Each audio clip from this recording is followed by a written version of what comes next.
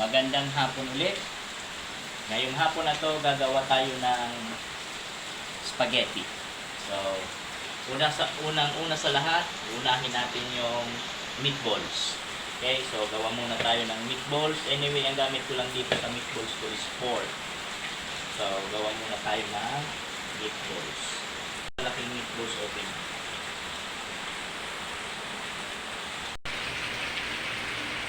Okay, so ang linagay lang natin dito is salt and pepper lang, ano?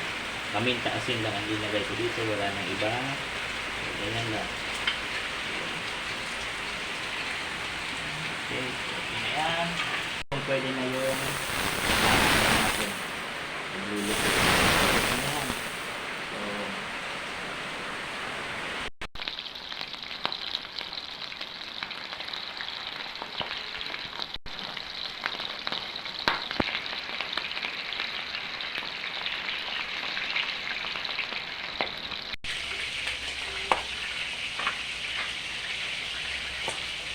Habang niluluto natin yung meatballs natin, mag-blanch tayo ng kamatis. Okay, tanggalan lang natin ito ng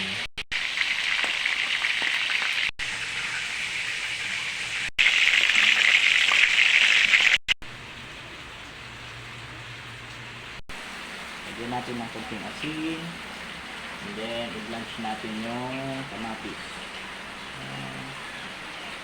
Ilagay natin yung dyan.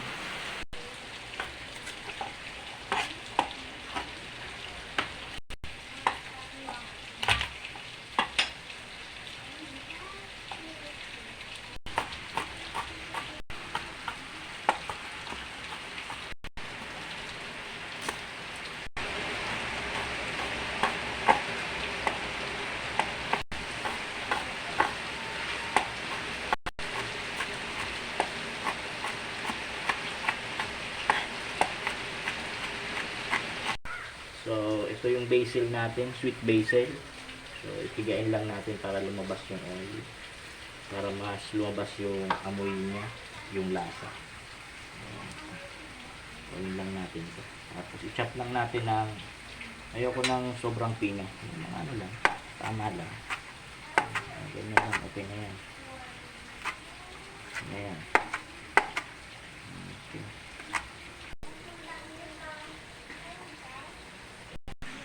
So, kunin na natin tong ano, iaahon na natin yung kamatis. So, pag nakita natin yung balat na ganyan na, kung makikita nyo, o medyo natatanggal na siya, so pwede na siyang tanggalin.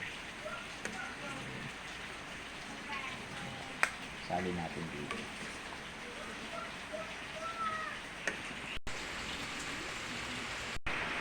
Okay, balatan natin, tanggalin natin yung balat. Pero kung ano, okay naman kahit hindi nyo natanggalin yung balat. So, tanggalin natin. Tanggalin natin yung balat. Okay. Mainit. Mainit. I-chop natin yung ano, yung kamatis. Yung iba, inaalis nila yung ano, yung buto. Pero ako, kahit hindi na. So, i-chop lang natin gamit itong gunting. So, wag yung masyadong pinong-pino. So, gusto ko yung medyo may texture pa. Okay. Ganyan lang. Maganda yung medyo may texture pa, no? Yung may buo-buo pa siya. So, hindi yung masyadong kumbaga parang puree. Okay, gawa tayo ng tomato sauce. Okay, so gamit natin dito olive oil. Para masarap. Olive oil. Okay.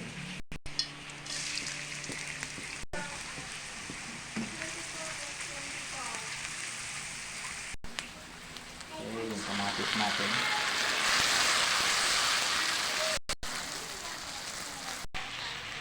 Basil, lagay na natin yung basil natin. Sweet basil.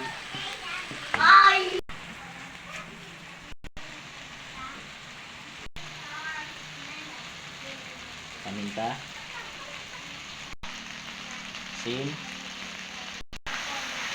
Okay, so we are using Italian style tomato sauce. Italian style tomato sauce. Okay. Okay, lagay na natin yung meatballs. Okay, so kailangan natin medyo ibaba dito yung meatballs, no? Para ma-absorb niya yung taste ng sauce, and para medyo makakatulong pa to para maging mas malambot yung meatballs natin. So, dyan lang siya. Magpakulo na tayo ng tubig. Lagyan natin ng asin.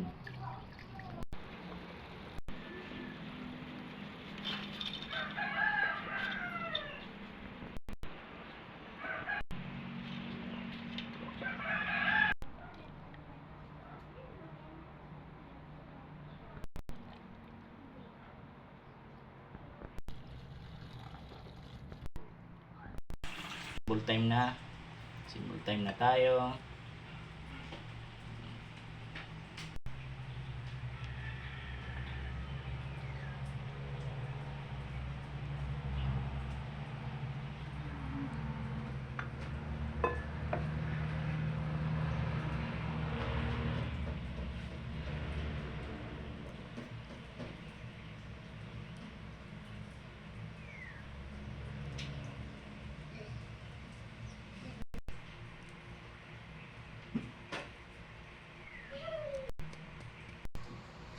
The final touch.